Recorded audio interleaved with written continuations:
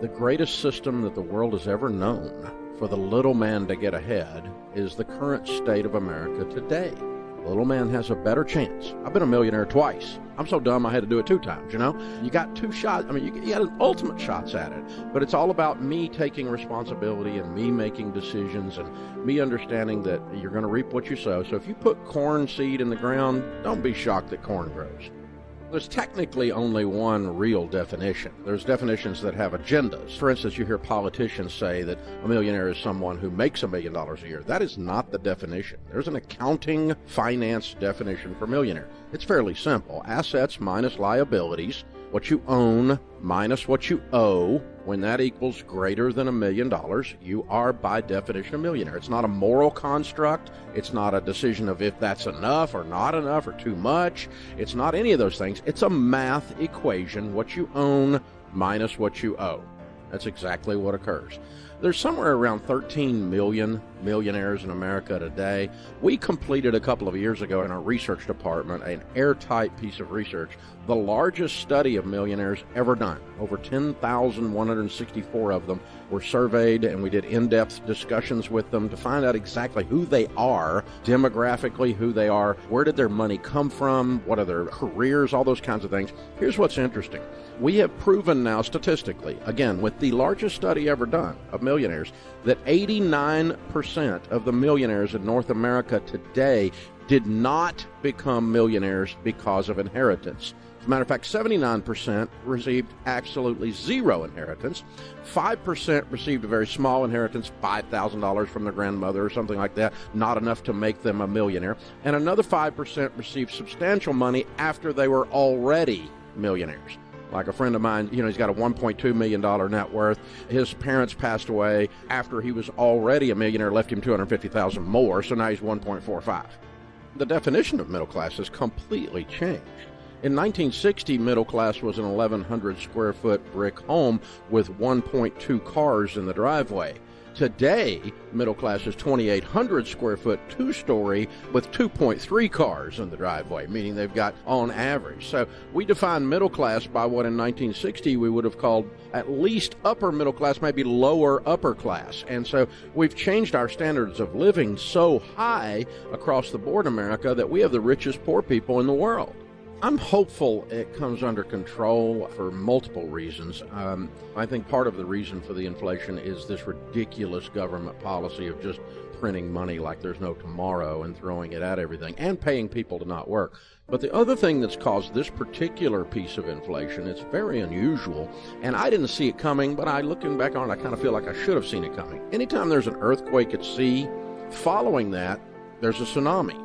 If it's a major earthquake at sea. So you'll get a 10-story wave that hits the shore days later or hours or whatever later after the earthquake at sea. The earthquake at sea was the pandemic. We shut the economy completely down. We shut down all factories. We shut down all supply chain. We shut down all production and most consumption, but not all of it. And then we put people back to work, sort of, but we paid them to not work. So we disrupted the supply chain, we disrupted the supply-demand of goods and services, and we disrupted the labor markets with this ridiculous policy coming out of Washington, continuing to pay people not to work. And so we've had this perfect storm that has resulted in unbelievable spikes in almost every category. The only category that's not caused by this is oil, and that's caused by shutting off pipelines and ridiculous policy, again, out of shutting down supply. It's a supply-demand curve. Anytime there's a shortage, you see a jump in price. Shortage of toilet paper, jump in price. Shortage of gasoline, jump in price. Shortage of labor, jump in price. That's a supply-demand curve from the 7th grade. So my hope is that 2 things will occur over the next 5 to 10 years to do away with this. One is, after the tsunami, the waves go out, and we repair and get back to a fairly normal capitalistic society again.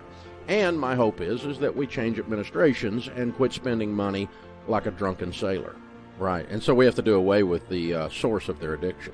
The government help is out of control because we're helping people that don't need help, meaning that we're paying people to not work that are able-bodied and could get work, and there's plenty of work out there to do right now. Tremendous labor shortages in several industries right now. Try running a restaurant right now. Oh my gosh, it's awful. Try getting hotel beds made. ridiculously hard. So people in the service industries, the first ones that got hurt the most with the pandemic, quarantine, and the shutdowns, it was the lower socioeconomic rungs. They're the ones that haven't come back.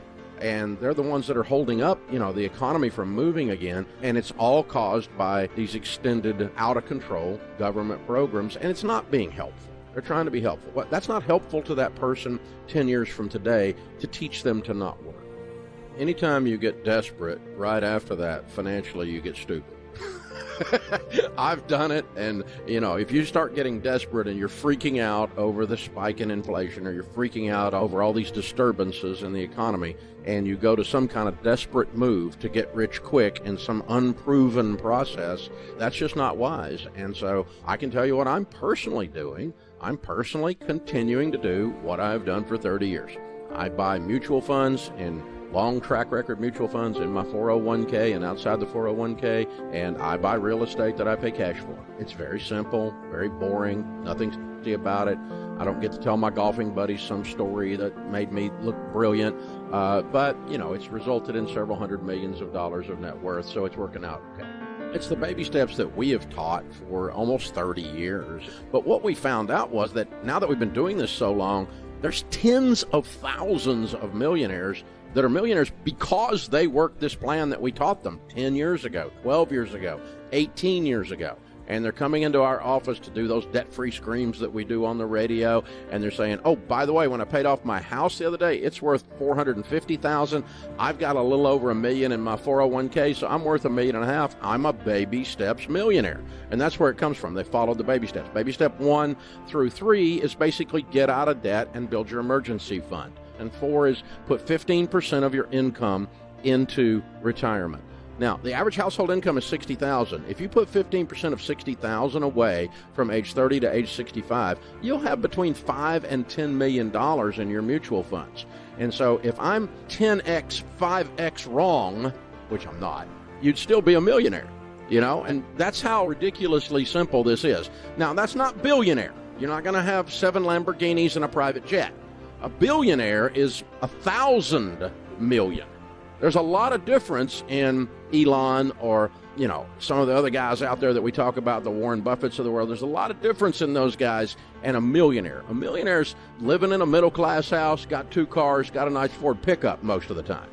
It's about ratios. I would take a swing with an amount, and the way I always visualize it is if I put that amount of money in the middle of my kitchen table and set fire to it, meaning the risk goes poorly, we lose the whole thing, okay?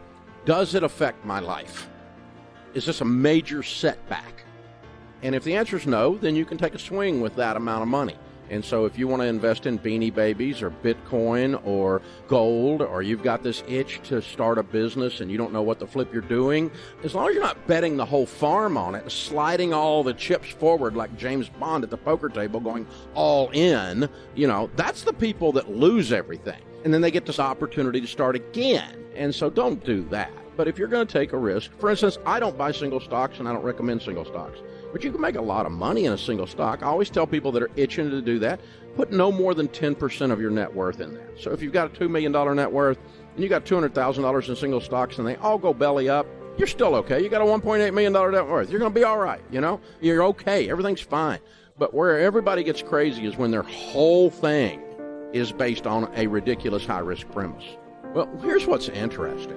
People who are grateful are generally generous. People who are generous are generally grateful. And by the way, those are 2 personal character qualities that make you highly attractive. Everybody wants to be around you, not because they're trying to get money off of you, but generous people are just generous. They're generous in conversation. They're the ones that hold the door for you. They're not above picking up the plate after dinner and taking it to the dishwasher when you're at someone's home. Generous people are givers. They're not takers. And we all know both kinds of people. And here's what's interesting. That's a decision. You can just decide today, I'm a generous person. It's not a gene. You're not born with it. It's not a DNA. It's not an amount of money. I'm just going to be a person who adds value to situations, not takes value. I'm not a parasite. I'm someone that adds value. And so generosity, oddly enough, changes the person's appearance. It changes the way they carry themselves. It changes the octave you use when you're speaking. It changes so many things that are not quite discernible, but are right there to where we all know who that guy is, that gal is that's generous. And they tend to move into tremendous opportunity in their lives. And they tend to prosper more than the takers do. The odd thing is that the taker, the greedy person, is trying to prosper by climbing over people's bodies, and that's the very thing that holds them back. And worse than that, they're going to tell everybody they know to stay away from you. It's not just you lose the one customer, you lose their entire tribe. You lose everyone they have influence with. My friend Rabbi Daniel Lappin, he says if you go to the auto repair shop and the guy fixes your car and he walks out and you go, how much? And he goes, it was a 25-cent part. Don't worry about it. Just remember me. You will remember that guy. But if you go to the guy and he messes you over, he's not in business in 2 years. Because an auto repair guy who does a great job is a unicorn. Everybody's going to send somebody there. And I'm going to tell all my friends I found one. I found a good one. And the opposite is true if he messes me over. And so this idea that somehow capitalism without a moral component to it works is ridiculous. It doesn't work. That's not how capitalism works. Capitalism is an act of service. And when you serve someone well, another buddy of mine says, Ken Blanchard says that profit is the applause your customers give you. And they say thank you. This wonderful digital world that we live in was not available 5 years ago. The money they can make with a podcast, the money they can make with a digital application of content of any kind right now. There's all kinds of ways to deliver product out of your garage that just simply wasn't possible in an analog world. The opportunities are infinite out there if your brain is screwed in right. Now, here's the thing. There are all kinds of jerks out there that do people wrong, that are immoral, that don't function properly in our culture today, bring toxicity to these discussions, and it is systemic. It is the system you live in. So you got to decide, am I going to ride the wave of negative into victimhood and entitlement, or am I going to rise above whatever the thing is that's coming at me? And it doesn't matter where you come from. All that matters is where you're going.